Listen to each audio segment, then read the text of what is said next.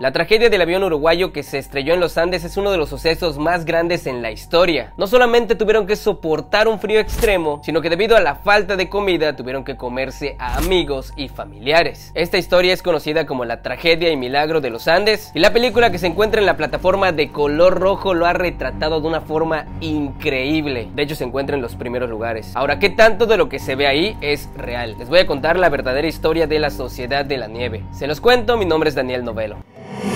El 12 de octubre de 1972, el club de rugby All Christians de Uruguay salió desde Montebello rumbo a Santiago de Chile. Se supone que irían a jugar unos partidos amistosos y ellos irían en un avión de la Fuerza Aérea Uruguaya. En ese avión iban a bordo 45 personas, 19 eran parte del equipo de rugby, 5 tripulantes de la aeronave y las otras 21 personas pues eran familiares de los que estaban viajando, o sea, familiares y amigos del equipo. Era un viaje relativamente corto que lamentablemente por el mal clima tuvieron que hacer una primera parada en el aeropuerto de Mendoza en Argentina, con la intención de que el clima mejorara. Al día siguiente, el 13 de octubre, las condiciones del clima no mejoraron, pero aún así los pilotos decidieron hacer el viaje. Amigos, este fue el primer error. De entrada, era un viaje muy peligroso, porque tenían que cruzar la cordillera de los Andes, y con el mal clima tenían cero visibilidad. Estaban volando de manera instrumental. ¿Qué quiere decir eso? Que como ellos no ven nada, se tienen que guiar por la torre de control con los instrumentos del avión. Entonces, por el mal clima, las nubes cubrían las montañas. En ese momento, el copiloto Dante Lagurara pensó que ya habían pasado los picos de las montañas y decidió comenzar con el descenso. Lamentablemente, cuando pudieron recuperar la visibilidad, se dieron cuenta que estaban volando muy cerca de las cumbres nevadas de las montañas. Entonces, por más que los pilotos intentaron ascender de nueva cuenta, fue imposible. Hicieran lo que hicieran, no las podían esquivar. Ya estaban prácticamente a la altura de ellas. Entonces, el avión se estrelló con una montaña. Eso provocó que el avión perdiera las alas y también la sección de la cola. En ese momento las personas que iban a bordo en la zona de la cola salieron disparados. Podríamos decir que fue una muerte instantánea. Mientras que el fuselaje del avión, o sea la parte que quedó de adelante, se deslizó sobre la montaña. Este fuselaje al momento de caer estuvo a gran velocidad hasta que se detuvo. 13 personas se fueron de este mundo de manera inmediata y otras 4 personas perdieron la vida después de la primera noche. Estamos hablando de noches heladas, en medio de la nada, bajas temperaturas, y los que no lograron sobrevivir les tocaba vivir un infierno en los siguientes días. Primero el miedo de nunca ser encontrados ni rescatados, después estar a temperaturas de 30 grados bajo cero y los gritos y el dolor de los heridos durante los siguientes días. A eso súmenle ver morir a tus familiares y amigos. No solo el dolor físico por el frío, sino el dolor emocional y traumático. Para todo esto, las personas que fallecían se quedaban dentro del fuselaje con las personas que estaban vivas. Mientras los días iban pasando, la comida se iba agotando y los jóvenes sobrevivientes con sentido de supervivencia tenían que buscar qué hacer, así que se organizaron y crearon una especie de sociedad. Lo que querían es mantener al grupo unido y lo más indispensable, vivos. La poca comida que quedaba la fueron administrando para que de alguna manera todos pudieran comer, aunque sea un poco. Para que pudieran tomar agua, lo que hacían era derretir la nieve, poner unas botellas y lo que cayera lo iban dividiendo entre todos. Así estuvieron sobreviviendo unos días, pero no era suficiente. Y lo único que podían ver a su alrededor era pura nieve. Y varias veces pasaron aviones cerca de la zona, pero no los lograban encontrar. Y por más que ellos gritaran, era imposible que los escucharan. El avión se encontraba en una zona de tanta nieve que desde arriba era imposible que los vieran. De hecho, muchas veces ellos se esperanzaron creyendo que los habían visto porque parecía que el avión daba la vuelta como para regresar, pero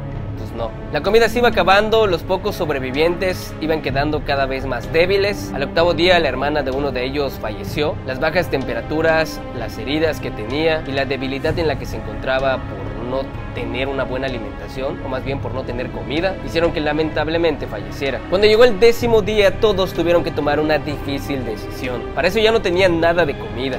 Entonces decidieron que tenían que comerse a sus amigos y familiares. Algunos estuvieron de acuerdo, otros de plano no querían porque se les hacía no solo nada ético, sino algo repugnante, algo difícil de procesar, lo cual obviamente es entendible. Comerte a tus amigos y tus familiares para sobrevivir, pues no, pero desgraciadamente era la única forma en la que ellos podrían salir con vida de ese lugar, si es que buscaban cómo o se aguantaban hasta que los fueran a rescatar. Al final lo aceptaron e hicieron un pacto. Si alguno se iba de este mundo, tenían la autorización de que podría ser comido por el grupo, y así fue. Los siguientes días se organizaron para que esa carne le llegara a todos. Parecía que había había un poco de esperanza hasta que escucharon en una radio que tenían que los trabajos de búsqueda del avión habían finalizado. Eso quería decir que los daban por muertos. Lo interesante de esta historia es que era quedarse ahí y morir, porque solo sería cuestión de tiempo que se les acabe la comida, y con las altas temperaturas era imposible sobrevivir en ese lugar o hacer algo. 3 de los que se encontraban en ese lugar, que tenían mejor condición física, se prepararon con lo que tenían y realizaron expediciones. Primero fueron en búsqueda de la cola del avión. Estaban buscando la batería de la nave porque querían utilizarla para reparar la radio de comunicación, para que pudieran mandar un mensaje y continuaran los trabajos de búsqueda sabiendo que seguían vivos. Sin embargo, como el clima era bastante extremo, tuvieron que regresar donde estaban los demás con graves síntomas de congelación. Aún así no perdieron la esperanza y estaban planeando volver a intentarlo. A los 17 días del accidente ocurrió otra tragedia. Mientras se encontraban todos dentro del fuselaje del avión, una avalancha de nieve les cayó encima. A causa de eso, 8 personas más se fueron de este mundo. Imagínense estar todos dentro y que les caiga, literalmente,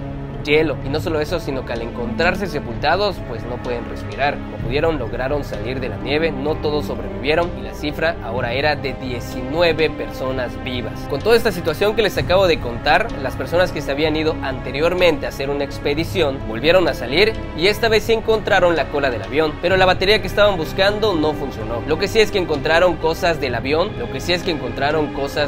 que les serviría para protegerse del frío. Por lo que entiendo, era algo térmico. Mientras ellos estaban en esa expedición, en el avión, lamentablemente otras 3 personas fallecieron y la causa fue debido a las heridas que tenían. Ahora en total 16 personas eran los sobrevivientes. Entonces, el 12 de diciembre, Fernando Parrado, Roberto Canessa y Antonio José Vicintín, mejor conocido como Tintín, salieron de nuevo en busca de ayuda. Esta vez sería un viaje más largo. Para sobrevivir se tuvieron que llevar provisiones para algunos días, la carne de sus compañeros, y cargaron todo lo que podían para protegerse del clima. Los demás se quedaron en el fuselaje con la esperanza de que ellos pudieran regresar con ayuda. En el camino se dieron cuenta que si los 3 iban sería casi imposible de que se lograra porque las provisiones eran pocas. Entonces uno de ellos se tuvo que regresar. Tintín fue el que se regresó al fuselaje con los demás y Fernando y Roberto siguieron caminando por los siguientes 10 días. Imagínense 10 días caminando en medio de la nada con temperaturas realmente bajas, y si en el día son bajas, imagínense qué tan fuerte es en la noche. Escalaron un pico montañoso de más de 4500 metros de altura y caminaron varios kilómetros hasta llegar a Chile. Milagrosamente, los 2 jóvenes se encontraron con un hombre montado a caballo que los ayudó, y así fue como dieron aviso a las autoridades, y en helicóptero fueron a buscar a los demás sobrevivientes que se encontraban en lo que quedaba del avión. De las 45 personas que salieron de ese viaje, 16 nada más fueron los que sobrevivieron a este terrible accidente, después de más de 70 días de encontrarse en medio de la nada, con un frío intenso y sin comida. Y lo más difícil de todo, para tener que sobrevivir,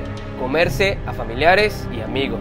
Imagínense qué situación más cañona, que era eso o morir. ¿Ustedes qué hubieran hecho? Esta historia por muchos años se ha considerado una de las peores tragedias que han sucedido en todo el mundo, y también es un caso bastante impresionante y fuerte. Lo que les llevó a hacer algo terrible para sobrevivir, para muchos es algo que no les afectaría en lo absoluto, pero para otros es algo de lo cual tal vez jamás se recuperarían. Amigos, háganse un favor y vean esta película que se encuentra disponible en la plataforma de color rojo. Esa cinta se basa en esta historia que les acabo de contar y la verdad es que está muy bien hecha. Desearía que obviamente sea una película nada más con un guión inventado, pero es un suceso que pasó en la vida real. Eso sí, véanla cuando no estén comiendo, los va a poner tensos, van a llorar o van a quedarse nerviosos mientras están viendo la historia. Neta, se las recomiendo. Pero bueno, con toda esta historia, ¿ustedes qué opinan? Y lo que hace más debate, ¿qué harían ustedes por sobrevivir? ¿Serían capaces de comerse a sus familiares y amigos? Obviamente en esta historia estamos hablando que ellos lamentablemente ya se habían ido de este mundo, y los que después se fueron de este mundo antes dieron autorización para que eso suceda. No sé, ¿ustedes qué opinan? Mi nombre es Daniel Novelo.